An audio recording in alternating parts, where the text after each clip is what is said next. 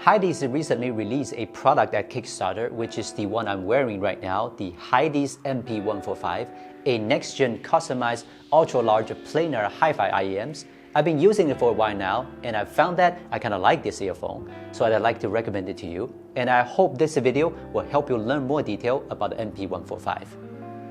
MP145 comes with a black compact box. The font colors on the bottom describing the selling points are all rose gold.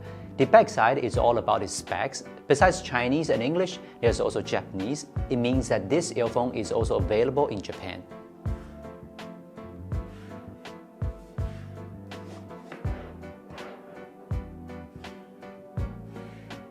Inside the box is the MP145 and accessory box, which contains a user manual, a warranty card, and a leather storage bag. There's a 3.5mm earphone cable in the storage bag, and you can pause to watch the specific of the cable, which is supposed to be the same cable as most of the flagship IEMs. Of course, if you need a 4.4mm plug, they have that too. Also in the bag are two different types of Hidizs pneumatic sound tuning filters, which actually change the tendency of the sound by using a cotton filter. The silver ones favor triple, the red ones are bass, and the one on the earphones is balanced. This sound tuning design is quite special. At the very bottom of the box, Hidizs gives you 9 pairs of ear tips. When you buy the MP145, then Hidizs have everything ready for you to enjoy your music. Let's talk about the design. Hidizs says they worked with WDC to design the pattern on the MP145 using the whale tail and Rocco pleats as inspiration. Well, it looks pretty good.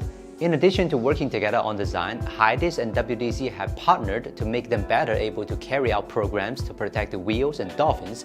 In other words, every MP145 sold makes the ocean healthier.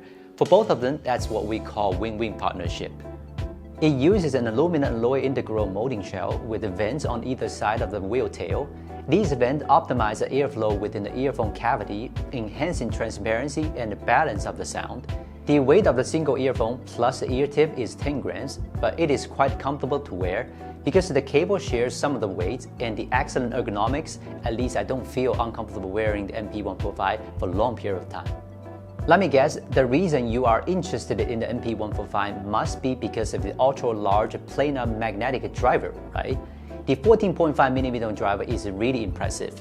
This large diaphragm size offers inherent advantage in audio information and dynamic range compared to other driver types. As we all know, planar magnetic driver has many advantages over dynamic driver. For example, it is possible to make the diaphragm bigger in the same size, much lower distortion at higher volumes, more powerful bass response, and so on. The biggest drawback of planar magnetic earphones is that they are a bit pricey. But at Kickstarter, the super early bird price for the MP145 is only $109. For such a flagship IEM, I think it's still a bargain. Taking the balanced FR graph of this MP145 as an example, we can see very objectively what the tuning style of this IEM is like. Overall, it's smooth, more ear-catching in the mid-range, and average in the sub-bass and upper treble. To put it simply, the 1.6 to 3.6 kHz curve goes upwards, which means that this earphone is more suitable for listening to female voices, such as some pop songs and anime songs. It actually does have a very prominent female voice, as the FR graph shows. In the time I've been listening to the MP145, I've been listening to anime songs the most.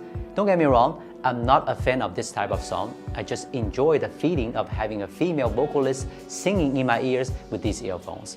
Its sub-bass isn't really as average as it seems. It just doesn't have that feeling of blowing your head off. Also, it does a good job of separating the sounds of various instruments and has a good soundstage. Symphonic music is also a style of music it is good at. You can listen to pretty much any genre with the MP145, so what can I complain about? Since those who are planning to buy the MP145 should be audiophile, I would default that you would be listening to sounds using a music player or amps. Here's a question: how does MP145 perform if you are clueless about IEMs, or just want to get a good earphone to connect to your PC or cell phone? It's actually kind of do a great job. I was expecting the MP145 to sound worse without the help of the amp. In fact, there's no very noticeable difference except that the volume and soundstage gets smaller and sub-bass and upper treble get fuzzier. Of course, if you are after this upper limit, then it's still recommended to get a pro music player or at least a small amp, such as the Hidizs AP80 Pro X and S9 Pro. You know, the same brands of devices working together always make for the best sound.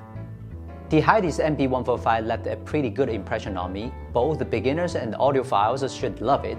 As a planar magnetic headphones, the MP145 plays to a lot of its unique strengths that make me love it. It will be crowdfunded at Kickstarter. Check it out if you like. So I hope this video helped you. Remember to subscribe to our channel, and we're from Gizmochina. We'll see you next time.